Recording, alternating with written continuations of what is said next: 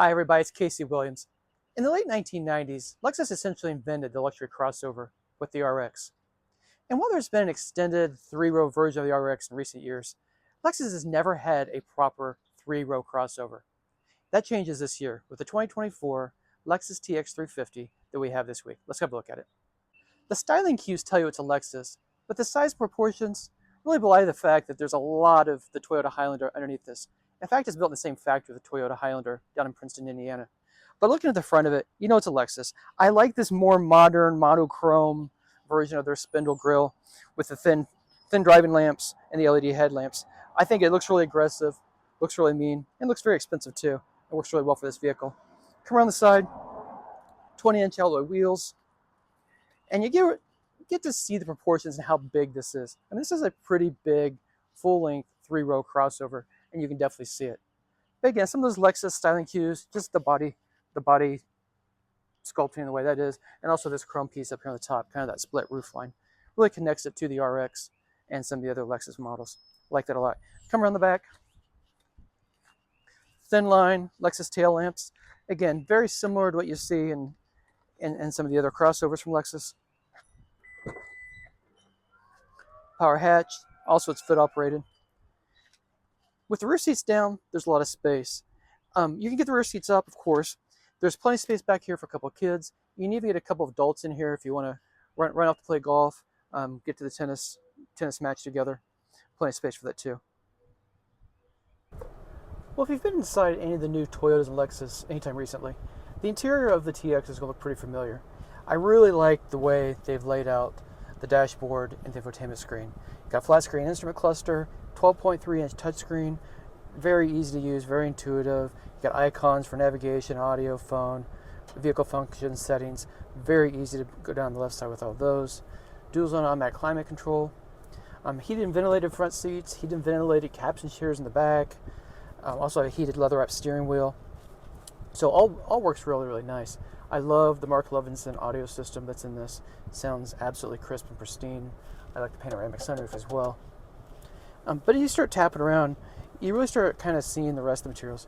Again, there's nothing over extravagant. It just feels nice. It feels like a luxury car should feel. This is suede, and there's stitching on the doors and here on the console, and it looks really pretty. I like the shifter. Again, very Prius-like. Just kind of a flip switch and then park here. Wireless phone charging. You've got wireless Apple CarPlay, wireless Android Auto to connect all your devices to it. So that works really well too.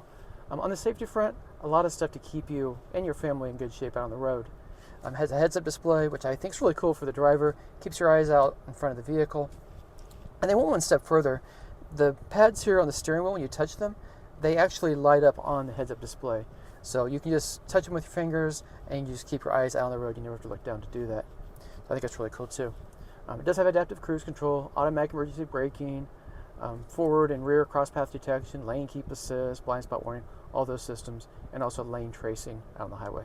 So pretty comprehensive suite. And again, I like this vehicle the way it's set up. You've got the 4 captain's chairs, the third row seat in the back, plenty of room for the family and all your luggage. Well, this weekend I basically did what you'd probably do with your family if you had the TX. Did a nice long road trip, couple hours, went and saw my grandmother, had lunch, drove home, took my daughter to school, ran some errands, did a quick little work trip yesterday. So I had quite a bit of highway time with the vehicle, but also quite a bit of city time too. I'm just here running in the city. A couple of things I would say first of all. I like the engine in this.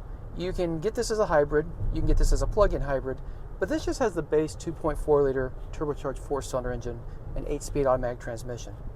So that delivers 275 horsepower, 317 pound-feet of torque, and that's not a huge amount of power for a 3-row crossover, but it feels peppy. Plenty of torque, whatever speed you want to run on the interstate, no problem. Getting up to speed on the highway, no problem. So I really did like that. Gas mileage is pretty good, 20 miles per gallon in the city, 26 on the highway. So pretty economical for a big 3-row vehicle.